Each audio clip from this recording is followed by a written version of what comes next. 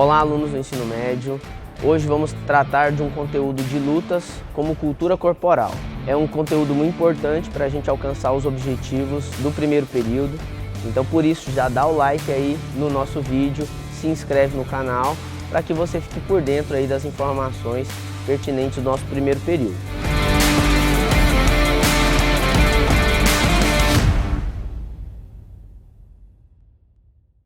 Eu vou trabalhar com vocês o conteúdo de origem das lutas, classificação e função das lutas. Quanto à origem, é difícil determinar com precisão aonde surgiram as lutas, mas nós podemos afirmar que as lutas são uma prática de cultura corporal das mais antigas do nosso planeta. Por quê? Porque tem traços de lutas na pré-história, na antiguidade, nas civilizações da Revolução Agrícola, passando pela colonização, pelos impérios. É sabido que as lutas, no contexto pré-histórico, era utilizado para sobrevivência. O ser humano utilizava as lutas para caçar, para pescar, para manter o seu espaço e até proteger os seus iguais contra as ameaças do ambiente.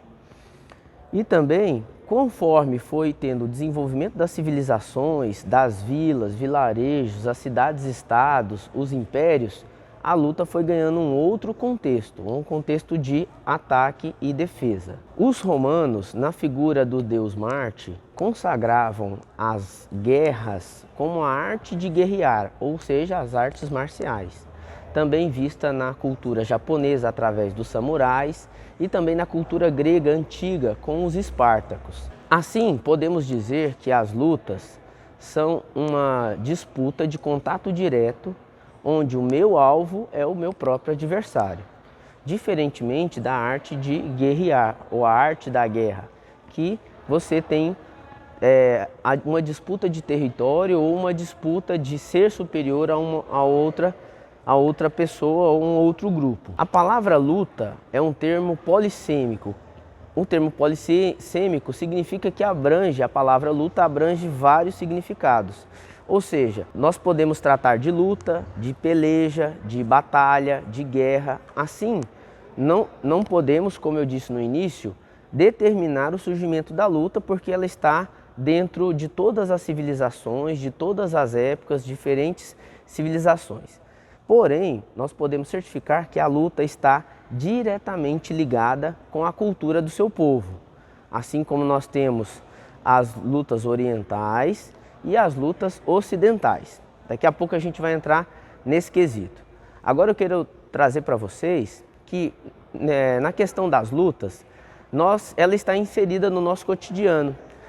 Principalmente quando nós tratamos de coisas, de situações da nossa vida diária.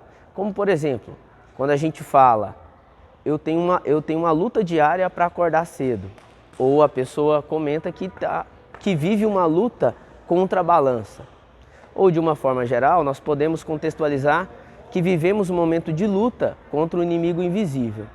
Então, a luta, a batalha, a peleja, a guerra, está tudo inserido no mesmo significado. Classificação das lutas.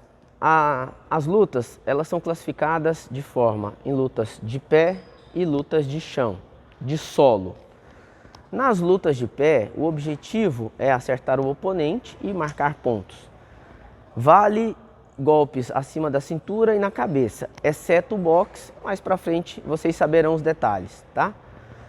O boxe só pode acertar a cabeça, golpes abaixo da linha da cintura não são computados. E lutas de solo, que são o judô, o jiu-jitsu. O judô é uma exceção que começa a luta de pé, mas ela tende a se desenrolar no solo, tá bom? Então nós temos a luta de pé e a luta de solo. Outras formas de classificação, podemos classificar as lutas quanto à distância. E aí, quanto à distância, nós temos as lutas de curta distância, onde eu preciso agarrar, segurar, puxar ou derrubar o meu adversário para que eu marque ponto. E no chão eu posso ainda imobilizar ou usar técnicas de estrangulamento para que a luta finalize. Nas lutas de média distância, eu preciso acertar o oponente seja na cabeça ou no tronco e até mesmo o corpo. Em algumas lutas vale pontuação, quando acerta nas pernas. Para marcar pontos, ganha o adversário que mais marcar pontos contra o seu oponente. E as lutas de longa distância, onde eu preciso utilizar instrumentos como espada, lanças ou florete ou sabre da esgrima, para que eu marque pontos e assim vença a luta. Vamos lá, falamos já de origem, da classificação das lutas e agora vamos para a função. A função, ela permeia um pouco de tudo isso que a gente já viu quanto à origem e à classificação. Nós temos a função de sobrevivência, a educacional, a de autodefesa e a do bem-estar. A função de sobrevivência volta muito à questão da luta pela vida. Então você luta para comer, luta para pescar, luta para proteger os seus iguais, né? Muito utilizado no contexto da pré-história, quando o ser humano precisava, para viver, ele precisava lutar contra outras tribos ou contra grandes animais ou grandes predadores. Então ela está inserida na dificuldade do meio.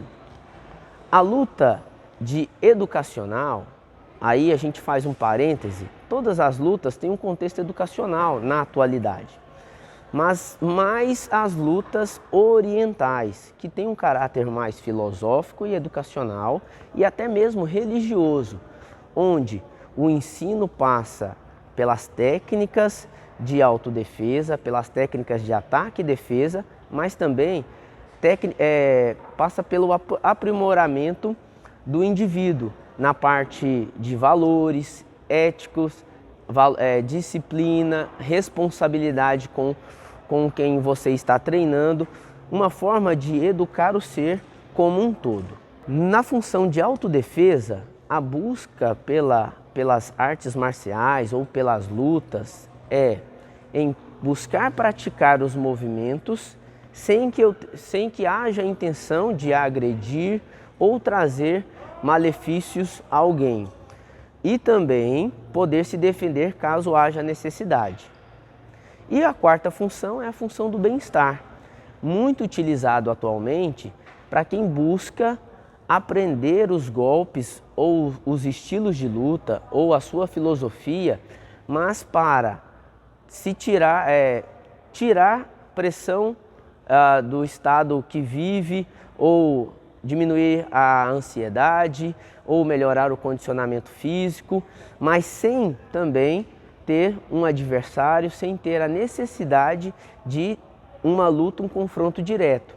A ideia é que você melhore o seu condicionamento físico e também receba benefícios que estão ligados à sua saúde emocional e mental. Fala galera, tudo bem com vocês? Olha, como o professor Anderson já explicou, esse período nós falaremos sobre as lutas, tá? O meu papel aqui hoje é falar um pouquinho com vocês e definir um pouco o que são lutas e as suas subcategorias, vamos dizer assim. Bom, lutas, de um modo geral, é uma prática onde há dois adversários em que estão em oposição direta, ou seja, eles estão combatendo ali diretamente um contra o outro, certo? Essa é a definição de luta. Dentro das lutas, nós temos duas subcategorias, a gente pode assim dizer, que são as artes marciais e os esportes de combate, certo? As artes marciais, como o professor Anderson já explicou, elas são voltadas totalmente para a guerra, são as artes da guerra, certo? Estudando aí um pouquinho a etimologia dessas duas palavras, nós temos arte, que aqui não está significando um elemento artístico, mas está significando um elemento que é artesanal, ou seja, a utilização e o uso das mãos, tá? E marcial vem do deus romano, Marte, certo? Que era justamente o deus da guerra. Para vocês terem uma noção, nós temos dois outros deuses. Uma é a deusa Minerva, que é a deusa da estratégia militar, e o outro, o deus Mercúrio, que era o deus das lutas gregas. Esses deuses, por exemplo, eles não deram nome às artes marciais, tá? Por quê? Porque a arte marcial está totalmente desligada da sua conotação de organização. Era algo violento mesmo, era algo sangrento. Assim como é Marte, o deus da guerra sangrenta, da carnificina, tá certo? Então a arte marcial, ela tem esse caráter de treinar as pessoas para a guerra. Era um treinamento militar, certo? Voltado para esse objetivo somente. O esporte de combate, ele já vem com essa conotação que eu acabei de citar. Essa conotação um pouco mais de organização, menos violência e mais organização, certo? Porque os esportes de combate são exatamente essas lutas que no decorrer dos anos, e nós veremos isso daqui para frente, daqui a pouquinho, são essas lutas que se tornaram esportes, se tiveram uma organização, uma instituição ou uma federação por trás, tá bom? Que organizou esse esporte, essa luta para se tornar um esporte, tá certo? Então, dentro das lutas da categoria geral, assim, que são as lutas, nós temos esses dois, vamos dizer, subcategorias, tá? Essas duas subcategorias aí que compõem as lutas. As artes marciais, totalmente voltada para a guerra, e os esportes de combate, que são esses esportes em que nós temos essa oposição. Então, galera, os esportes de combate são exatamente isso. São essas práticas em que os oponentes, os adversários se enfrentam e disputam, certo? Seja por meio de mobilizações, de contusões, de contato físico, de exclusão de um certo espaço, tá bom? Que você disputa contra o seu adversário. Essa é a definição de esporte de combate. Agora nós vamos tentar entender um pouquinho melhor como se deu e como ocorreu, quais foram as motivações que levaram as artes marciais se tornarem esses esportes de combate. Como a gente viu na própria definição de artes marciais, elas eram totalmente voltadas para a guerra, certo? Beleza? Até aqui a gente lembra disso e entende isso. Porém, com o tempo, essas artes marciais, elas foram ficando sem função. Por quê? Com a criação das armas de fogo, as artes marciais, elas perderam o seu caráter de guerra. Porque não tinha mais o porquê você ir com a mão. Lembra que a gente falou que arte, inclusive, vem de artesanato aqui? Algo artesanal, certo? E não daquele esquema artístico que a gente também já falou na própria definição. Então o que acontece? As artes marciais, elas perderam a sua função na guerra por causa da invenção da arma de fogo. E aí, com o tempo, pela sua filosofia muito forte, muito presente também nas artes marciais, que é algo que é importante a gente falar, algumas dessas modalidades especificamente, por exemplo, o judô, o karatê, elas foram com o tempo se tornando esportes. Só que para que isso acontecesse, elas precisariam se tornar menos violentas, ou seja, criaram-se regras mais limitantes ali, mais rígidas, tá bom? Criaram-se também as instituições por trás, que são as federações ou confederações que cuidam e regem das atividades, campeonatos e tudo mais, certo? Esse também foi um outro processo que ocorreu aí e colaborou na esportivização das lutas. A própria mídia colabora também, porque dá espaço para que essas lutas sejam vistas, dá espaço para que esses esportes, né, vamos dizer assim, sejam assistidos e incentivados. Então, esses esportes de combate, eles foram crescendo no mundo. E aí, tivemos essas mudanças de regras, como a gente já falou, tivemos uma maior aceitação das pessoas em praticar, e isso provocou uma certa uma certa permissão para que todos participassem. E aí colocando também as pessoas que iriam disputar em pé de igualdade. Como fazendo isso? Fazendo isso separando por idade, por categorias, por peso e tudo mais. Como a gente pode ver hoje, principalmente nas Olimpíadas, né, que temos aí o judô, o karatê entrando, o taekwondo, né? Então, a gente vê essa posição de igualdade entre os oponentes ali que estão participando. Todo esse processo, todas essas regras que foram criadas foi que permitiram e fizeram com que essas lutas, as artes marciais lá de antigamente, se tornassem os esportes que nós conhecemos hoje em dia, certo? Permitindo inclusive que várias outras pessoas participassem, né? Mudando inclusive uma sistematização inclusive das próprias faixas. Antigamente só existiam as faixas branca e preta. Branca era para quem estava iniciando e a preta, inclusive, ela foi surgindo porque as pessoas mais antigas, né, os mais experientes, eles usavam a mesma faixa e a faixa ia ficando meio encardida mesmo, ia se sujando e por isso elas se tornavam pretas, era pelo uso mesmo, pelo tempo em que elas tinham sido utilizadas, tá bom? E aí eles pensaram melhor e colocaram ali as intermediárias, né? As faixas intermediárias, para que as pessoas pudessem ter mais motivações, né? Para praticar, certo? Então aí foram criadas as outras faixas, cinza, enfim. Hoje em dia a gente tem até as ponteiras. Mas por que eu estou falando isso?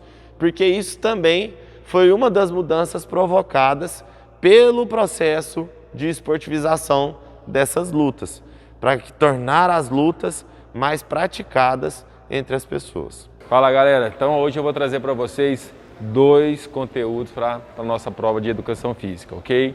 Que são eles, a luta dentro do âmbito escolar, dentro da educação física escolar, e luta versus briga versus violência, tá bom? Então vamos lá? A luta, ela tem um componente corporal, por isso que ela é inserida no conteúdo da educação física na escola, tá? A luta ela é importante para o desenvolvimento de habilidades motoras, como flexibilidade, lateralidade, coordenação motora e principalmente no desenvolvimento do cidadão. Por quê? Porque dentro da luta a gente desenvolve o respeito com o seu adversário, você desenvolve o cidadão, o caráter daquela criança ou daquele adolescente, entendeu? E dentro da escola também a gente consegue fazer já um paralelo sobre o quê? Sobre a violência, sobre briga e sobre propriamente a luta. Então vamos lá, sobre briga, o que a gente pode falar sobre briga? O que você entende sobre brigas? O que vem na sua cabeça? É um embate que não tem regras, que não tem tempo, que não temos nenhum componente de proteção, não tem nada. Você pode puxar o cabelo do seu adversário, você pode colocar o dedo dentro da boca, dentro do olho, enfim, não tem nenhum tipo de regra. Já na luta, o que acontece? Na luta você tem as regras que cada esporte específico tem. Então, o karatê tem as suas regras, o judô tem as suas, o taekwondo tem as suas regras. Cada esporte de combate tem a sua regra específica, que difere das brigas, porque você tem um tempo para você fazer aquela luta, você tem o árbitro que você tem que respeitar, o ambiente de luta ele é respeitado. Então tudo isso você contrapõe às brigas. E outra coisa, a briga está relacionada mais com o quê? Com a violência. O que é violência para você? A violência não é uma agressividade espontânea que você aplica sobre uma pessoa, sobre um grupo de pessoas. E isso não tem nada a ver com as nossas lutas. Logicamente que a gente pode pensar que existem lutadores violentos, mas esses lutadores que são violentos, eles não são a maioria. São pessoas de caráter deturpado que fazem uso da sua luta, do seu conhecimento negativamente, tá bom? Então, resumidamente, o que a gente não pode esquecer? Que a violência que permanece ali perto, dentro das brigas, não pode fazer parte do nosso dia a dia, tá? As lutas, quando a gente pensa em luta, a gente tem que pensar nas regras de cada uma, tá? No respeito que você tem com o seu adversário. Turma, espero que vocês tenham entendido o nosso conteúdo. Qualquer dúvida, entre em contato com a gente, tá? Um bom ano para vocês e nos encontramos por aí. Abraço! Então eu vou falar sobre a capoeira. A história das lutas, ela tem uma íntima relação com a história da cultura de um povo.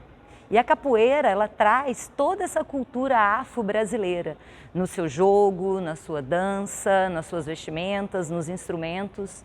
Então aprender sobre capoeira é aprender um pouco sobre a história afro-brasileira. A capoeira é uma modalidade de classificação única. É um esporte de combate que utiliza música e dança, instrumentos musicais e acrobacias. Em 2016, ela foi formalizada pela CNE como um esporte. E isso desagradou alguns capoeiristas, porque imaginaram que pudesse retirar um pouco dessa parte cultural da modalidade. A história da capoeira está intimamente ligada à história dos negros no Brasil.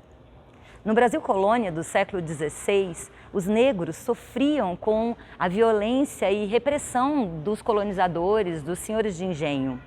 E para se defender, eles começaram a desenvolver um tipo de arte marcial. Mas, obviamente, como não se podia lutar ou utilizar armas, essa luta de artes marciais desenvolvida pelos negros era feita apenas com o seu corpo. A capoeira, disfarçada de dança, foi um instrumento importante na luta e na resistência dos negros no Brasil. O nome capoeira, ele é dado por causa do lugar onde eles faziam os encontros para essa luta, que era um espaço aberto com alguns arbustos, chamado capoeira ou capoeirão. Em 1890, a capoeira ela era completamente proibida. Dentro do Código Penal, a pessoa podia ser presa se fosse vista praticando capoeira.